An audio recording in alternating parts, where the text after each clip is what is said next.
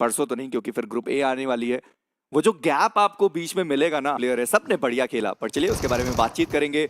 TWM versus FS की बीच की ये फाइट है, और मुझे लगता नहीं है किसी को प्रॉपर वेपन मिली है। टॉक्सिक को आप देखें, उनके पास वेपन नहीं है, चाकू का इस्तेमाल वो करना चाहते हैं। अरीब, उनके पास भी वेपन नहीं है, चाकू का यूज वो करना चाहते थे। टॉक्सिक वो बस चढ़ते उतरते रह गए।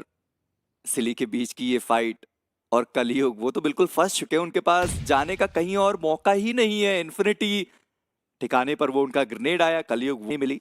M4 के अंदर मात्र 30 गोलियां, और सिली अब और मुश्किलें बढ़ने वाली है, क्योंकि इमॉर्टल वो भी गिरा दिए गए, और अब सिली मात्र एक प्लेयर नहीं बनती नहीं। विंड गॉड हवा की दिशा चेंज करने की कोशिश, और मैं ये कहना चाहूंगा कि पहला मैच भी डिसेंट गया था, एवरेज पॉइंट्स वो लेके गए हैं।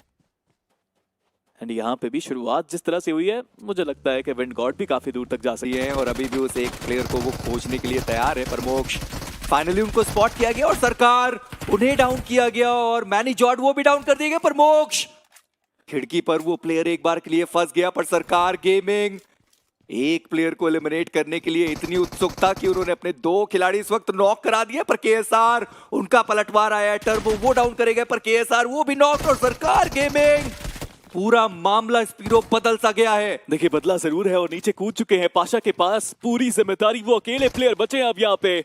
पाशा आज कुछ खास करने की है बारी, बट अब जब वो ऊपर चले गए हैं, उनके पास एक मौका रिवाइवल का भी, और वो वैसा ही करते हुए हैदराबाद हाइड्रास वो शिकार करने के लिए आए हैं। बट क्या ये कोई फायदा मिलेगा? जी हाँ, कोई फायदा नहीं। और हैदराबाद हाइड्रास,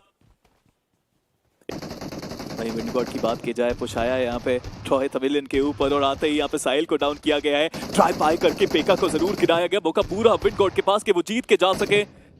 पहले वो फिनिश कंफर्म करना चाहते हैं, बट यहाँ पे पाइथन ने डैमेज बहुत दे दिया। विंडगॉड, साहिल को रिवाइवल मिला नहीं, 2 प्लेयर्स अभी के लिए बहुत लो। लेब्रोन के कंधों पे पूरी जिम्मेदारी अब आती हुई कि इस कंपाउंड की इस फाइट को वो जीत के जाए, बिकॉज अगर आप मिनी मैप देखेंगे, देयर इज अनदर टीम जो थर्ड पार्टी करने के लिए बेताब है। बट विंडगॉड ये सडन रश करना जमा नहीं इनको। और देखिए वो कोई और टीम नहीं है, वो गॉड्स रेन की टीम है, बहुत जल्दी आएगी। जी हाँ, वो आ चुके हैं जस्टिन, उन्होंने इन्फर्नो के ऊपर नॉक निकाला, उनका एलिमिनेशन भी हुआ।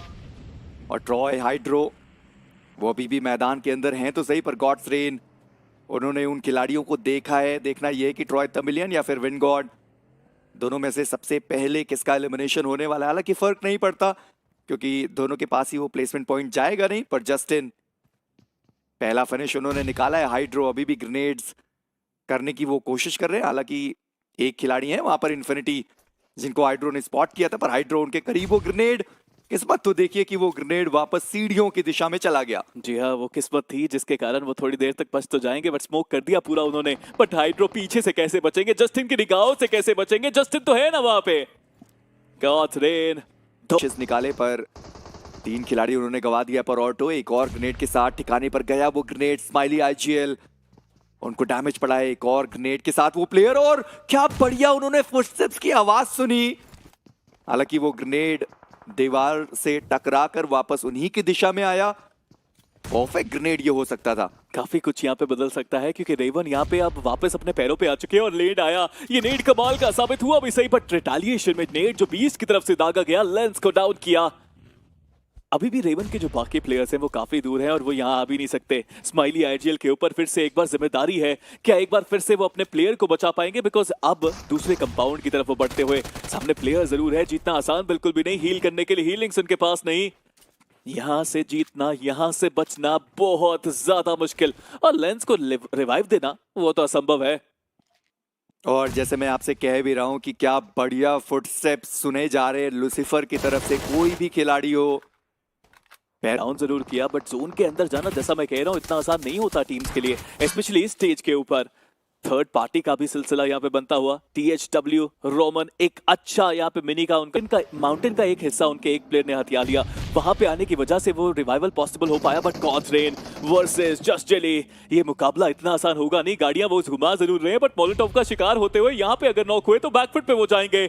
क्या सही समय रहते सैम हील कर पाएंगे? बट कोई फायदा नहीं। जस्टिन नामक तूफान आ रहा है सामने से, बचना बहुत मुश्किल। निंजा जोड़ सामने एक प्लेयर है, आपने देखा नहीं, FPV मोड जरूर था, बट आप खत्म हुए।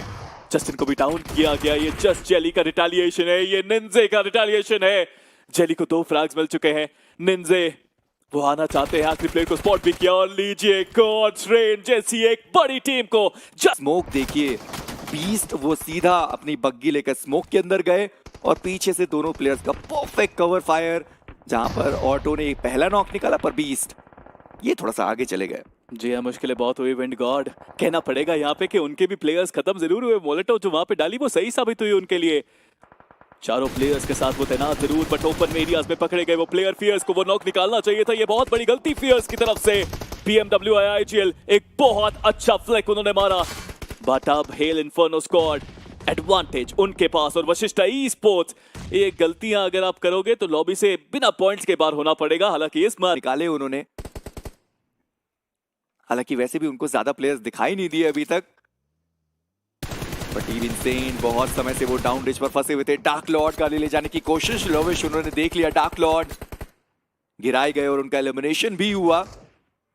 पर हेल इन्फर्नो वर्सेस THW अभी भी ये फाइट चल रही है, जहां पर जतिन वो नॉक करेगा, लेवाई एक ग्रेनेड, ओवेन और गॉटन उनके बहुत करीब है और गॉटन को दोनों ने देख भी लिया, पर गॉटन क्या ओपन में जाने के अलावा कोई चारा नहीं है। एक और स्प्रे करते हुए प्लेयर्स देखने को मिले, ओपन में लेटेंगे तो जरूर गोली खाएंगे और गॉटन इस बार कोई उनको बचा नहीं सकता। पीछे से स्प्रे जरूर आया कवर देने के लिए, बट वो काफी साबित नहीं हुआ। जतिन को देखिए बहुत डैमेज दिया जरूर है, बट एक और बुलेट और वो भी नॉक होते होते बच गए। देखिए क्या सर्कल बन रहा है। स्पीरो ग्रुप बी के हम मैचेस देख रहे हैं। पहला सर्कल अपार्टमेंट पे खत्म हुआ, पहला जो मेरा एरांगल का मैच था, और ये आप मैच देखिए क्या शानदार जोन बनते हुए, पर इन सब के बीच में जतिन उनको स्पॉट किया गया। लेवाई वो भी फिनिशेस निकालना चाहते हैं, गॉटन उनको भी एलिमिनेट किया गया। लेवाई 2 फिनिशेस उनके पास आ चुके हैं, टोटल 8 फिनिशेस THW के पास, यानी कि अगर ये चिकन डिनर निकालते तो बहुत बड़ा चिकन डिनर होगा। निंजा उनको भी स्पॉट कर लिया गया। जली वो आखिरी बचे हुए खिलाड़ी, पर लेवाई स्टेबिलिटी उतनी ज्यादा नहीं, पर फाइनली वो आखिरी बुलेट कनेक्ट हुआ। जली बाहर और लेवाई 4। लविश को पहले ही पीछे रखा हुआ है और लविश को वो पहला नॉक मिल गया तो एक तरफा ये मुकाबला हो जाएगा। बट THW मॉलिस डाली जा रही है, नेट्स डाले जा रहे हैं और पहला नॉक आया, ड्रीम्स का नॉक, बट कोई फायदा हुआ नहीं है। लीजिए THW इस मैच से पहले जब वो सर्कल बन रहा था, हमने बोला था कि THW को वैल्यू निकालनी चाहिए और वो वैल्यू को छोड़िए, उन्होंने फ्रैग्स निकाले, उन्होंने चिकन निकाला। That's how you do it. बेहतरीन मुकाबला, कमाल का मैच और कमाल का कमबैक हमें सेकंड मैच में ही आगे देखने को मिल रहा है उन टीम्स के।